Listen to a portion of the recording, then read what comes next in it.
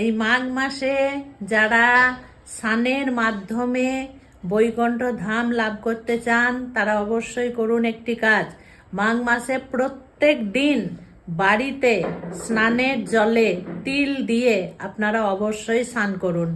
যাদের তিল নেই, এমনকি শাস্ত্রতে বলা হচ্ছে যাদের তিল নেই তারা যদি স্নান করার সময়, জল ঢালার সময় ভগবানকে স্মরণ করে তিল তিল তিল বলে 3 বার উচ্চারণ করে, তাও কিন্তু ফল পাবে তারা।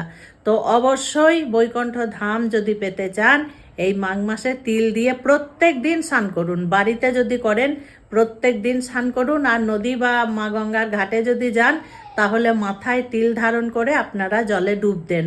বিরাট ফল পাবেন আপনারা। এগুলো মাঘ মাসে ছাড়া আর অন্য কোনো মাসে কিন্তু হবে না, যার জন্য এই মাস খুব স্পেশাল মাস বলা হয়েছে এই তিলের জন্য। আরও ভালো থাকবেন।